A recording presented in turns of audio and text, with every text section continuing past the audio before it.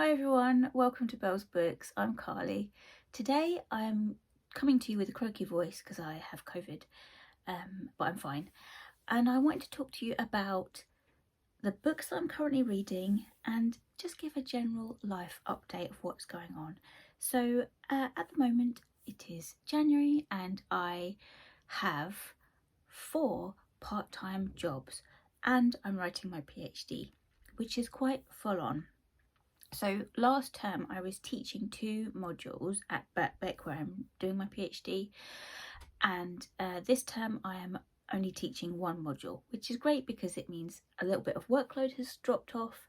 However, I am also now doing an internship again at Birkbeck, an editorial internship for a postgraduate journal that is run by Birkbeck, and I am an editor for a special issue.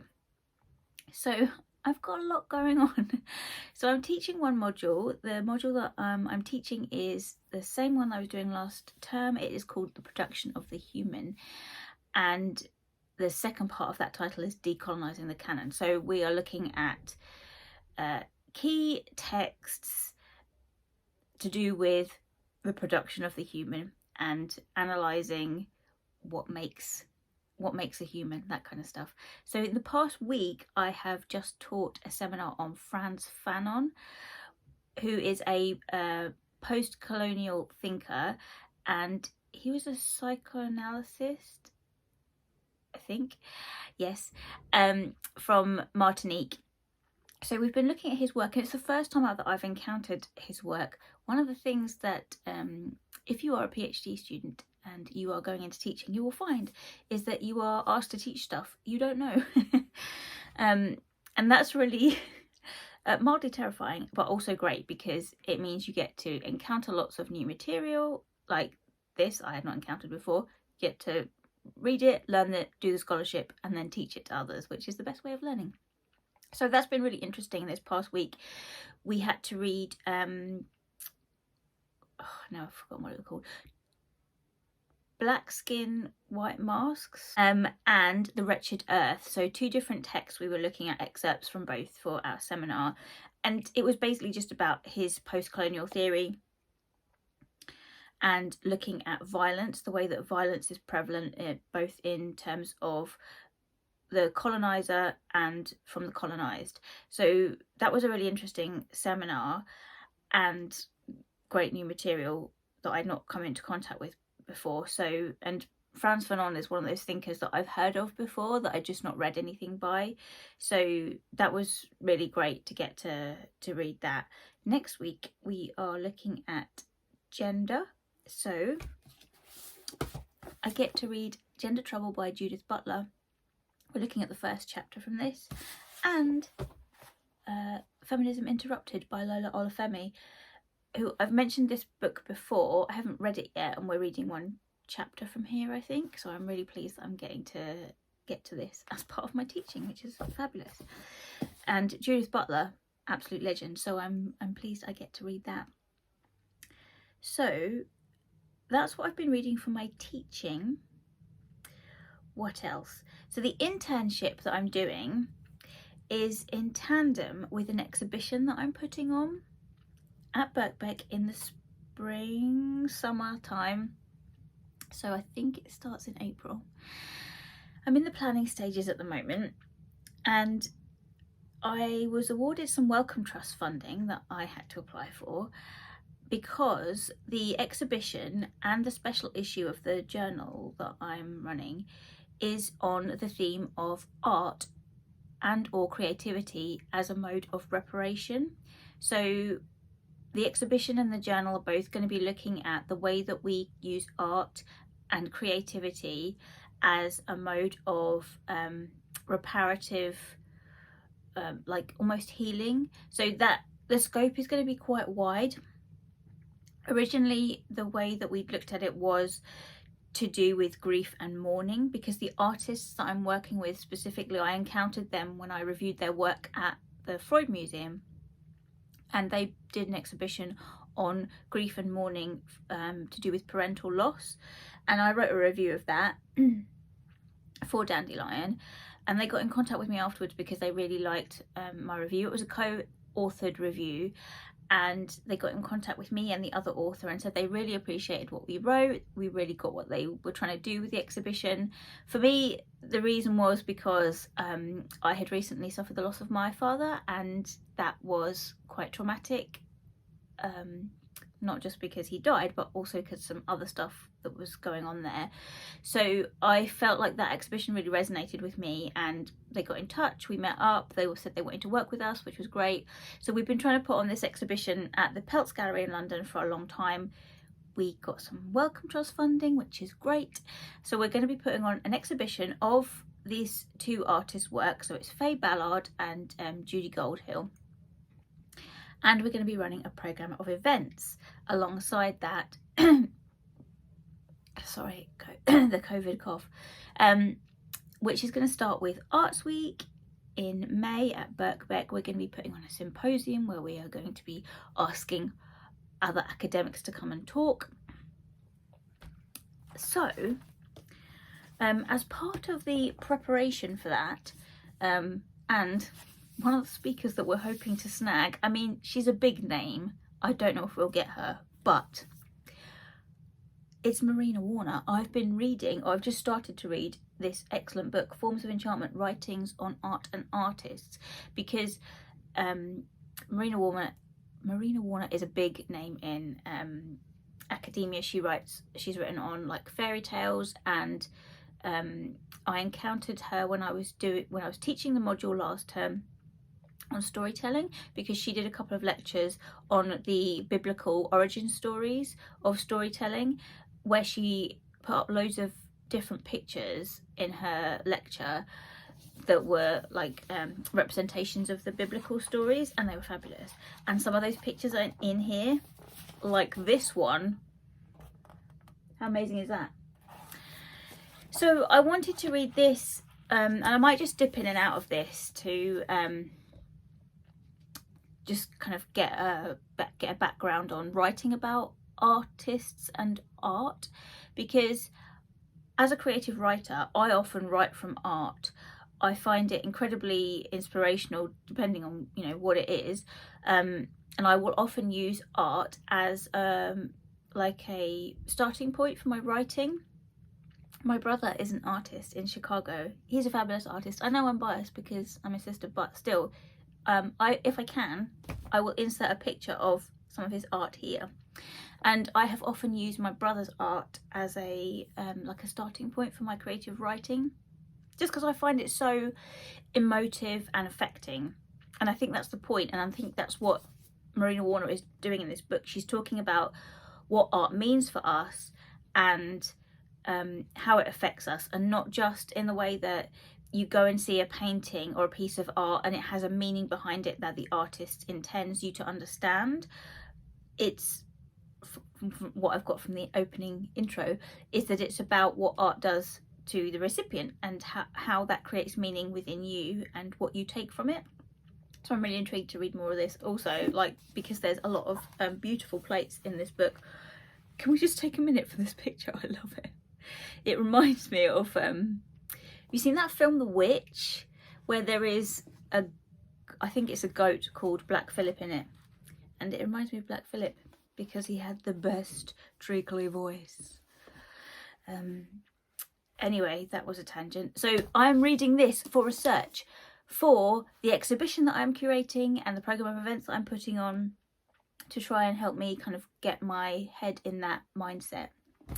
So at the moment we're in the early planning stages, and we are thinking about speakers that we want to get in to help with our programme of events. I've got one lined up on doing a workshop on artists' books as a mode of like creative healing, which I did a workshop on and it was fantastic. So I'm super excited about it, but it's a lot of work. So there's the exhibition planning, there's also the journal that I'm editing. So I'm having to learn how to be an editor, how to use editorial software, that whole process, and how to put together a special issue of this journal, which I have a theme of, obviously. And so now I have to write the call for articles and approach people to contribute to my journal.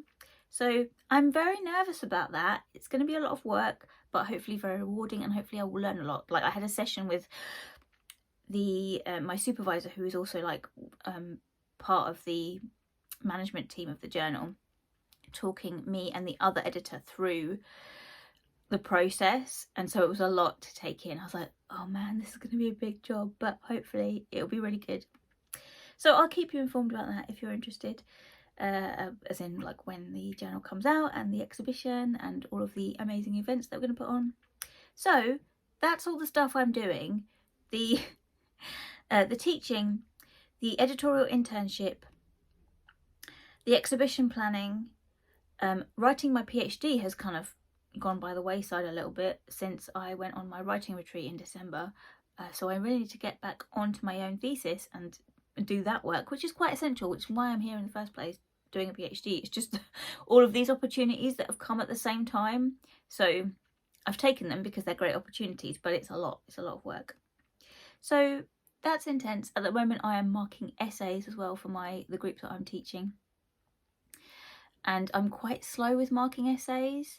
I was talking about this with my supervisor the other day, because she said for like a 2,000 word essay it should take you half an hour to mark it.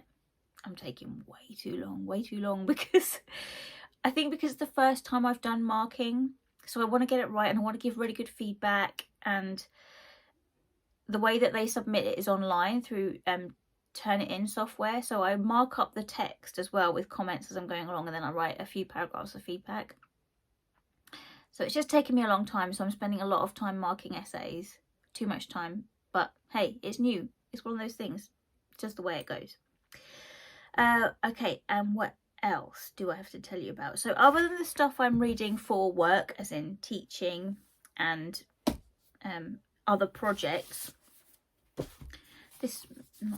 yesterday I just finished reading Wintering by Katherine May. This is a non-fiction book about the power of rest and retreat in difficult times. I picked this up because I am having some difficult times, not just being overloaded by working 4 part-time jobs and writing a PhD. I'm having some difficult family stuff at the moment. A family member is very ill and is putting a lot of demands on my time, which is fine because I'm her main carer. But I have COVID right now and I can't leave the house, and that's really, really difficult when someone wants you to go around to them and you can't. And you're one of the only people that can look after them, and like trying to arrange care and navigate the system of releasing someone from hospital and getting care packages and getting alarms in case they fall, and all of that has been up in my head, and so I haven't had much time to think about other things because I've been thinking about her the whole time. So that's been tough. And so I thought I'd pick this up, not because I thought it would give me answers, but because I felt like I needed something to, like, someone that's been through something similar, and that's exactly what this was. So this is part memoir, part like non-fiction, covering quite a range of topics to do with wintering as a concept, as in slowing down, retreating, dealing with difficult stuff and dealing with it rather than putting on a smiley face and pretending everything's okay and being productive. Sometimes you need to step back and just let yourself be in those miserable times. So I really loved this book. I thought it was incredibly well written, beautifully written, and I like the combination of memoir. So we're talking through some difficult stuff that Katherine May went through. Like her partner was rushed into hospital, so something similar where you're dealing unexpectedly with a very difficult medical situation that you have to put all of your attention into. So we look at her instance in her life, and then we also look at things like obvious things like hibernation and the way the natural world shuts down in winter and those kind of natural processes. But there's also some really like random things in here that I found very fascinating. Like, she talks about the way that in, I think it was medieval times, that we used to sleep differently. So we used to have 2 sleeps. When the sun went down, everyone would go to bed. You'd sleep for a while and then you'd wake up kind of in the early hours of the morning, get up, people would like get up and do stuff, go and chat to the neighbours, have sex, do some, I don't know, crafting. But also it was a time, because it was in the middle of the night, where people would have conversations that were quite meaningful and things you couldn't say in the daytime, and I really liked that idea. I thought that was kind of really intriguing. And then they go back to sleep and wake up when it got light. Never heard of that before. I thought that was amazing. So lots of different topics in here about the concept of slowing down and wintering, and it was just exactly what I needed. I put a review on my Instagram, and I said it felt like going for a walk with a friend who's been through something that you're going through now and telling you, this too shall pass, don't worry, it can't last forever, it's difficult now but you'll get through it. And that's exactly what this was, and I loved it. Thought it was great, so would highly recommend that. The other books I'm reading at the moment, just for fun, are Open Water by Caleb Azumah Nelson. I've only just started this. This is a book written in the second person, which I know isn't for everybody. It's quite difficult sometimes to get into that kind of narrative form, but I am enjoying it. And it is, at the moment, we're following this guy who is a photographer, and he is just starting out in a relationship with a dancer, and it's about them, and it's very much about like the way he deals with toxic masculinity and masculinity in general. So I'm finding this really interesting, actually, because that is a concept that I find particularly interesting, because I've dealt with various things that have happened in my family that have been caused by toxic masculinity. So yeah, I'm really intrigued to see where this goes. The writing style is very intense. It's kind of very rhythmic. There's a lot to do with music in here, so the way that music is used to find comfort and solace and joy, and I feel like that's going to be a theme throughout the book. And this is a tiny book, it's not going to, it's not very long, which I think is necessary when you're writing in the second person, because you can't maintain that kind of narrative over a long period of time. So yeah, intrigued by this. And the other one that I am reading, which I'm trying to race through because I have to get it back to the library, it's got a hold on it, obviously, after I'm let back out into the world, is Sistersong by Lucy Holland. This is a medieval pagan style book about three sisters, and I think it's based on a folklore song that I don't know what the song is, but it's about these three sisters excuse me, and one of them is a trans character, and they're born into like a magical family, and it's at the point where Christianity is just trying to convert everyone from being pagans to Christians. So it feels like, if you watch the series Cursed, I think, that was the deal there. So everyone is generally living their best pagan life, and all these monks and Christian bastards come in and start converting everyone, and they're all just generally horrific and start torturing people. This is the same thing. So we've got this royal family with these three sisters who are the daughters of King Kador, and he was a king who was kind of very connected to the land, and he drew his power from the land, and since this infiltration of Christianity, his power has weakened because he's divorced himself from the connection to the land. And so I really enjoyed that. I thought it was, I mean, I haven't finished it, but I really like that idea of drawing power from the land rather than gods and goddesses, because they talk about goddesses in here, and particularly like the pagan celebrations that I try and still honour in my Sabbath celebrations. So they talk about like the early spring festival and Beltane and all of those markers of the pagan year, where you would generally kind of celebrate a goddess. But there's a Merlin figure in here who is also a bit genderqueer. So sometimes they appear as I can't remember the names because they're full of consonants. They sometimes appears as a man, sometimes appears as a woman, and I really enjoy that. I thought that was a great take on the Merlin figure. But that figure said to the trans character in here, it's not about the goddesses, they're just names, it's about the connection with the land. The goddess is just like almost a token, a way that you can name it, rather than saying that it's just this weird power that's in the land. And it's about being connected to the earth and the air and the elements, and just working in symbiosis with nature and the natural world rather than pillaging it, which is what is happening by all these other people that are coming in. So I'm very much enjoying this, really liking it, and I'm kind of halfway through now, but I have to finish it very quick. So that's what I'm reading at the moment. That's what's going on in my life.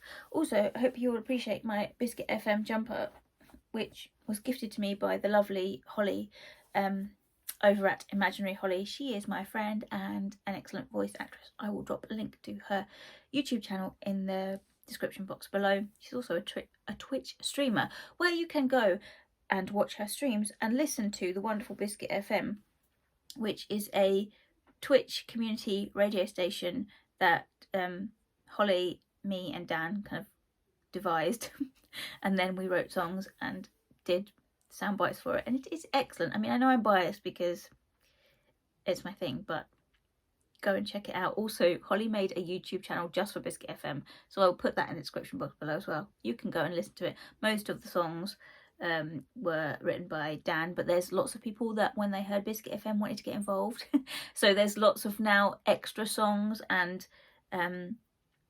clips and adverts and news items that were done by Holly's Twitch community. It's fabulous. Go check it out. If you're a gamer, go check out Holly's channel. Okay, that is my update. That's my intense life update. All the things that are going on, all the things that I'm reading. And yeah, talk to me in the comments below. Tell me how you are. If you're having a difficult time as well, I see you and I'm here to say these things happen. Just go with it. I hope you're all okay, and I will see you in my next video. Take care, everyone. Bye.